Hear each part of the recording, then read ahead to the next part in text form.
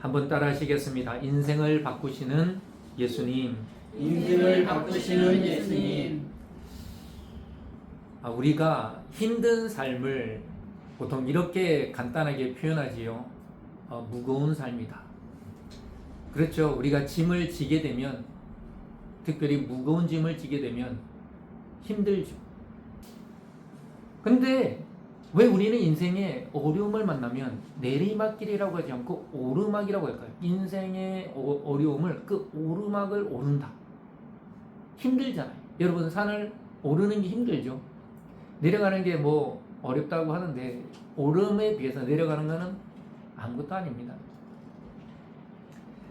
오늘 본문에 나오는 이 가브나움의 왕의 신하, 이 왕의 신하라고 하는 것은 그 당시 그 갈릴리와 이스라엘 북쪽을 다스리는 왕이 헤롯 안티파스라고 하는 헤롯의 아들입니다.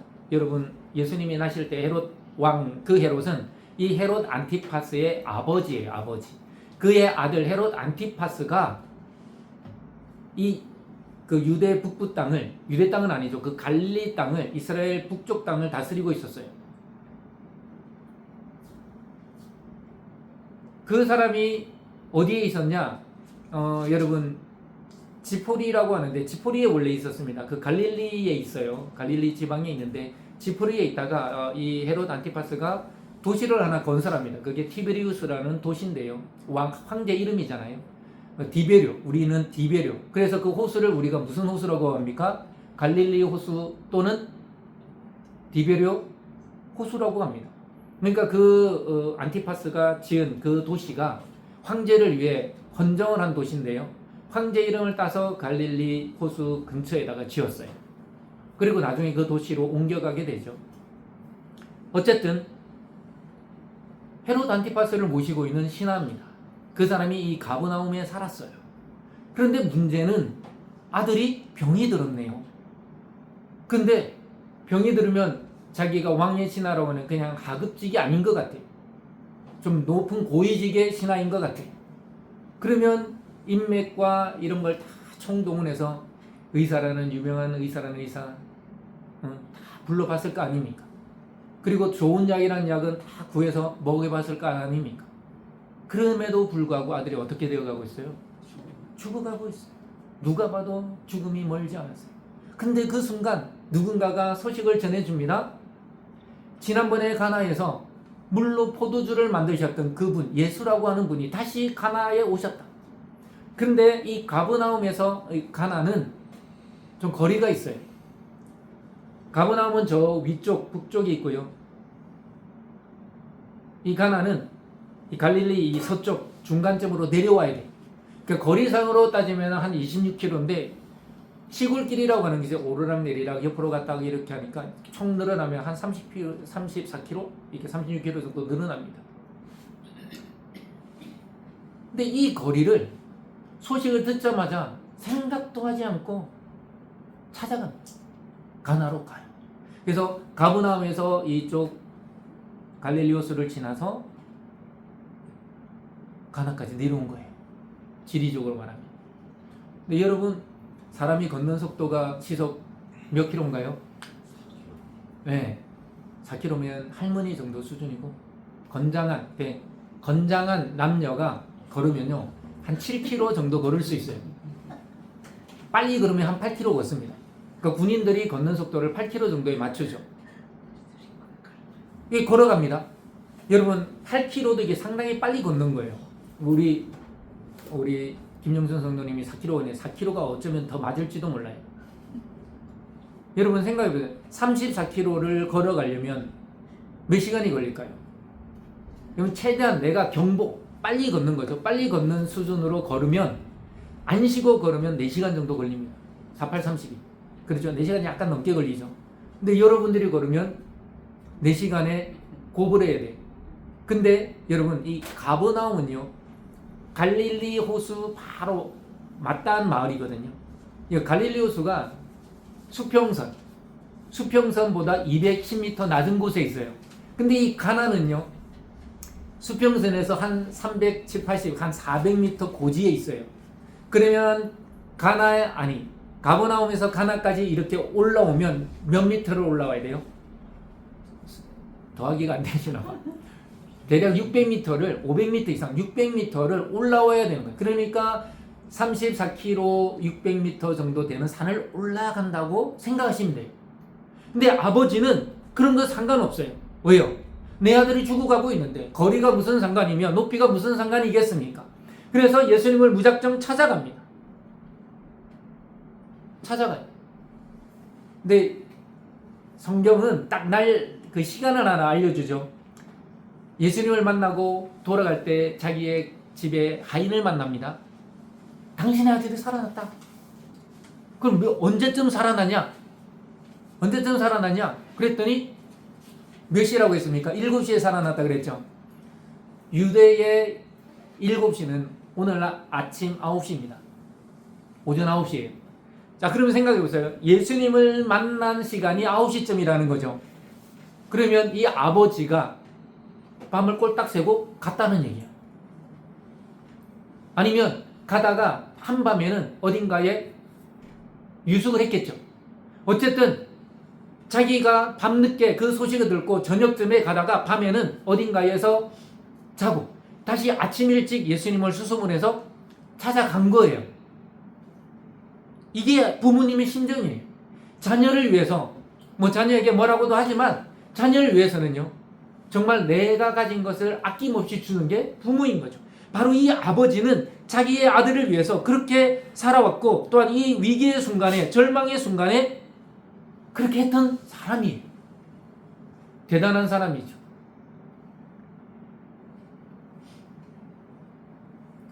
아버지의 마음에는 단 하나의 소원이 있었습니다.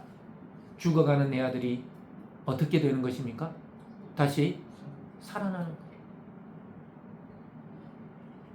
비단 이 아버지의 마음만이 아닐 겁니다. 오늘을 살아가고 있는 모든 부모님들이 비슷하거나 동일한 그런 생각을 가지고 살아간다는 거죠. 절망의 오르막이, 이 아버지에게는 절망의 오르막입니다. 마지막 단 하나 소망이 뭡니까? 사람들이 말하는 물로 포도주를 만드신 분이라면 내 아들의 병도 고칠 수 있을 거야 라고 하는 이 신락 같은 희망 하나를 가지고 가버나움에서 가나로 갔다라는 거죠. 이 아버지는요, 결론적으로 말하면 절망의 오르막길을 걸어갔다가 소망의 내리막길로 걸어 내려온 거예요. 어떻게 보면 이것은 거룩한 전환점이죠. 예수님을 만났습니다. 이 아버지가 예수님을 만났죠. 무릎을 꿇으며 간청합니다. 주여, 내려오셔서 내 아들의 병을 고쳐주소서. 솔직히 병이 아니라 죽음을 고쳐달라는 거죠. 죽음이 코앞에 있는 거예요. 자, 이 아버지는 예수님께 뭐를 요청했습니까? 내려와 달라는 거예요. 이 가나에서 가버나움은요, 지리적으로도 아래거든요. 내려오셔서 우리 아들을 고쳐달라는 거예요. 근데 예수님은 뭐라고 명하십니까? 가라! 내 아들의 병이 나았다! 황당한 거예요. 여러분, 예수님을 왜 못 믿는지 아세요? 이것 때문에 못 믿는 거예요. 이해돼야 믿는데, 합리적이야 믿는데 너무나도 비합리적이고 비이성적인 거예요. 지금 이 아버지는 예수님을 모시고 빨리 가야 돼. 지체할 시간이 없어. 여러분, 지금도 그렇지만요, 예전에는 약간 미신까지 있습니다. 능력이 많은, 신적인 능력을 가진 이런 사람들이요, 와서 무조건 환자를 만져야 돼요. 예수님이 왜 앞을 보지 못하는 맹인에게 침을 뱉어가지고 그 진흙을 이겨가지고, 흙을 이겨가지고 눈에다가 발라줬을까요? 이게 그 당시 그 사람들의 신앙이에요. 민간 신앙이에요. 병을 고칠 때 어떻게 한다? 무조건 능력이 있는 사람이 그 병자의 머리를 만지든 아픈 부위를 만지든. 그래서 여러분, 지금은 잘 그러지 않지만 예전에 어디 아프다고 하면 여기 아프면 목사님 여기 기도해달라고 이러고, 머리 아프면 머리에다가 기도. 2000년이 지난 지금에도 그래요. 여러분, 여기 아픈데 여기다가 손대고 기도해달라 그럽니까? 안 그러잖아요. 아버지의 마음은 지금 예수님이 내려오셔서 빨리 우리 아들의 몸에 손을 얹고 나으라고 그렇게 말씀해 주셔야 된다는 거예요. 근데 예수님은 가라 그럽니다. 가라. 그러면서 뭐라 그럽니까? 오늘 말씀에 중요한 말씀이 나오는데요, 48절입니다. 예수께서 이르시되 너희는 표적과 기사를 보지 못하면 도무지 믿지 아니하리라. 이 병든 아들의 아버지, 즉 왕의 신하라고 하는 사람은 믿음 있는 사람이 아닙니다. 우리는 그렇게 이해해야 돼요. 초신자들, 예수님 알지 못하고 하나님을 알지 못하고 신앙생활을 해본 적이 없는 사람들은요, 표적과 기사를 구하는 거 당연하다고 저는 생각을 합니다.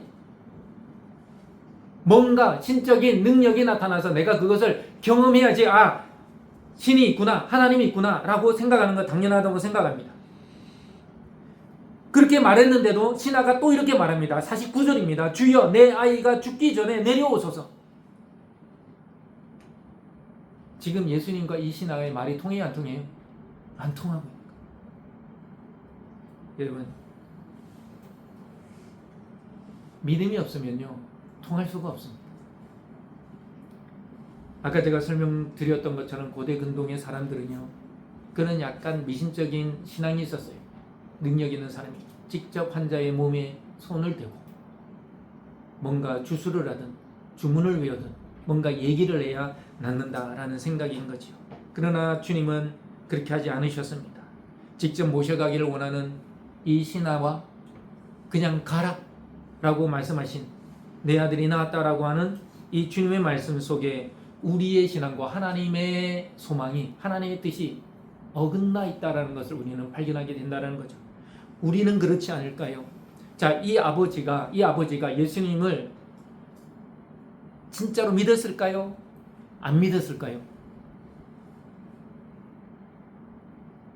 안 믿었어요. 근데 뭐가 있었어요? 믿음은 없었지만 뭐가 있었어요? 절박한 열망, 절박한 소망이 있었어요. 근데 주님은 그것이 참 믿음이 아닌 줄 뻔히 아시면서도 지금 이 아버지가 그 밤을 꼴딱 새면서 자기를 찾아온 그 이유를 주님은 다 아셨을 거예요.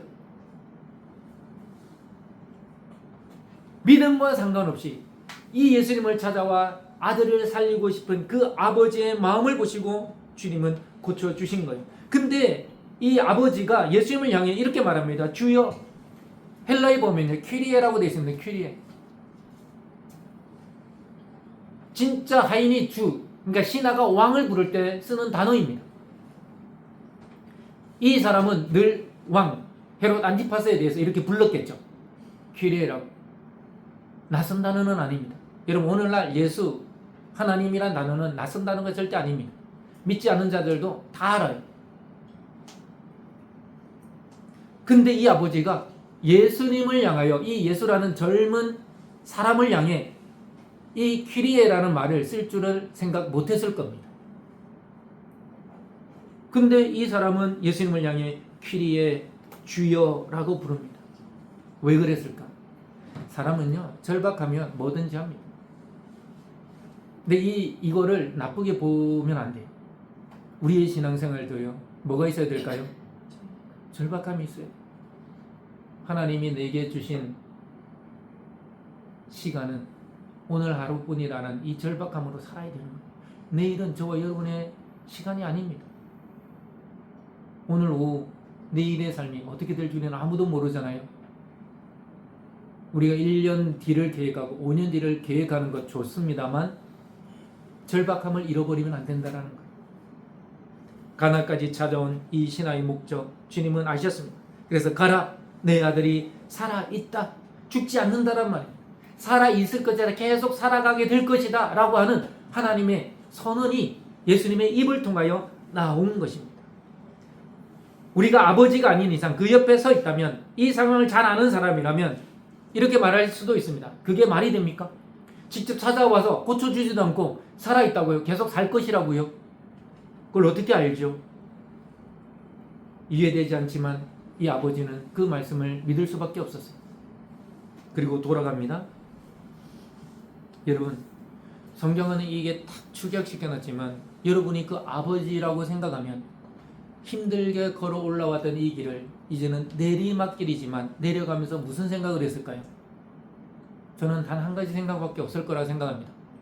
내 아들이 죽지 않고 살아있기만을 바라는 마음으로 내려갔을 거라 생각합니다. 근데 내려가는 그 중간에 가인을 만나죠.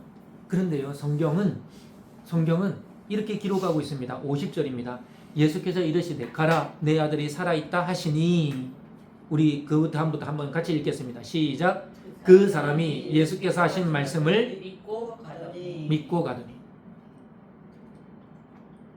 예수님을 만나기 전에는 믿음이라기보다는 그 절박한 간절한 바람으로, 소망으로, 희망을 가지고 왔지요. 근데 예수님을 만나고 예수님의 말씀을 듣고 내려가는 이 사람에게 뭐가 생겼어요?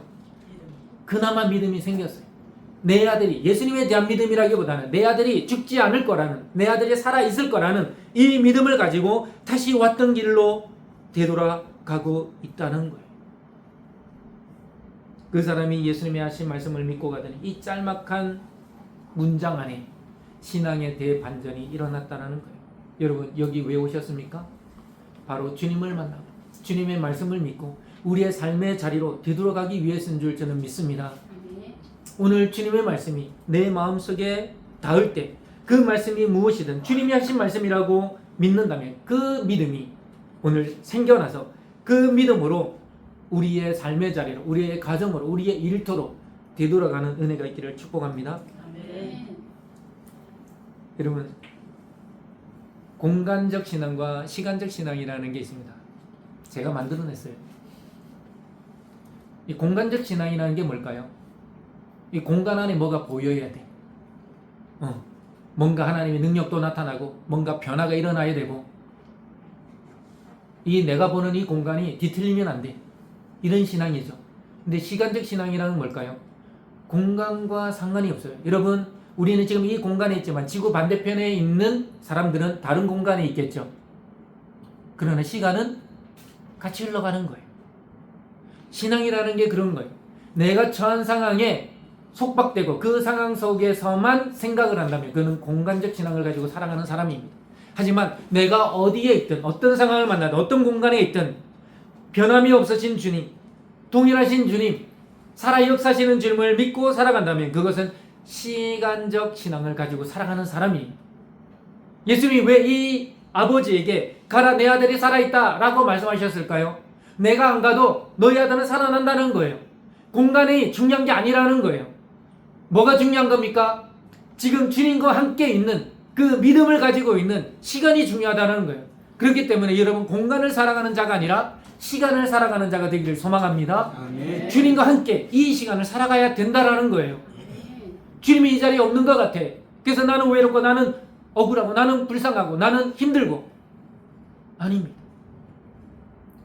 주님이 그 아들과 함께 있지 않았기 때문에 죽는 것이 아니라 그 자리에 없었음에도 불구하고 주님은 시간적으로 그 아들과 함께 계셨고 그 아들에게 이미 안수하셨고 그 병을 낫게 하신 줄 믿으시기 바랍니다. 아멘. 우리의 신앙은 어떠합니까? 내 눈에 안 보이면, 내가 체험하지 못하면, 즉각적인 기적이 일어나지 않으면, 내가 사랑받지 못하면, 내가 원하는 것이 내 손에 쥐어지지 않으면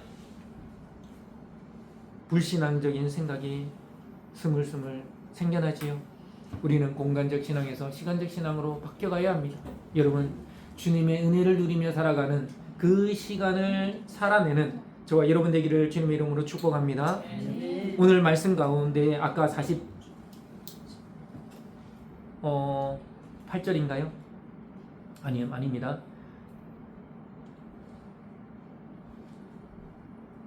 50절입니다. 50절. 예수님이 가라 내 아들이 살아있다 하시니 그 사람이 예수께서 하신 말씀을 믿고 가더니. 이 간다란 말이 너무나도 중요하죠. 아마 저 같았으면 때를 썼을 거예요. 무릎을 꿇고 무릎으로 기어 예수님께로 가가지고 예수님을 붙잡고 아닙니다. 주님이 가셔야 됩니다. 주님이 가셔서 직접 손을 얹고 기도해 주셔야 됩니다. 이랬을 것 같아요. 아니, 제 생각엔 그게 더 아버지의 간절함이 묻어나는 거 아니에요? 그래요? 그래요? 그리고 돌아가. 나는 이 아버지가 이 부분에서 솔직히 좀 이해가 안 됐어요. 지금 이 밤을 꼴딱 새고 왔는지 중간에 잤는지 모르겠지만 이 밤을 건너서 어디로 왔습니까? 가나까지 왔어요. 와서 무릎 꿇고 막 내 아들을 살려달라고 했는데 가라, 내 아들이 살아있다. 아, 그래요? 저는 이해가 안 돼. 여러분은 믿음이 좋으셔서 아, 맞다. 전 솔직히 이해가 안 됐어요. 근데 이 가더니가 곰곰이 그래서 묵상을 해봤어요. 아, 내 삶에 이 가더니가 없구나. 내가 이해되어지고 내가 뭔가 맞네 깨달음이 있을 때까지 가만히 있었던 것 같아요. 여러분, 제가 늘 강조하지만 신앙이라는 건요 머리로 하는 게 아닙니다. 여러분의 손과 발로 하는 거예요. 믿음은 감정이 아닙니다. 믿음은 움직임입니다. 이해되지 않아도 확인되지 않아도 말씀 하나 붙잡고 계속 걸어가는 것이 믿음입니다. 신하의 눈으로, 신하는요 자기의 눈으로 기적을 확인하고 예수님을 믿은 게 아니에요. 예수님이 가라, 내 아들이 살아있다 하시니 이 말씀 한마디를 믿고 자기가 왔던 길을 도로 가고 있었던 거예요. 신하가 가버나움을 향해 내려가던 길, 그 도중에 신하를 만나죠. 당신의 아들이 살아났다. 당신의 병이 나았다는 말이죠. 그래서 이 이야기를 처음 들었을 때 이 아버지의 마음, 그 심장은 어땠을까요? 막 쿵쾅거리며 터질 듯이 막 뛰지 않았을까요? 내가 밤을 꼴딱 새고 그 예수라는 그분을 만나러 간 것이 헛된 일이 아니었구나. 너무나도 잘한 일이었구나. 너무 기뻐하며 경이로움을 감추지 못하였을 겁니다. 그러면서 물어봅니다. 아이가 낳기 시작한 때가 언제냐? 종이 어제 7시에 열기가 떨어졌나이다. 그렇게 딱 계산을 해보니까 자기가 예수님을 만난 바로 그 시간이에요. 예수님이 말씀하신 그 시간이라는 거죠.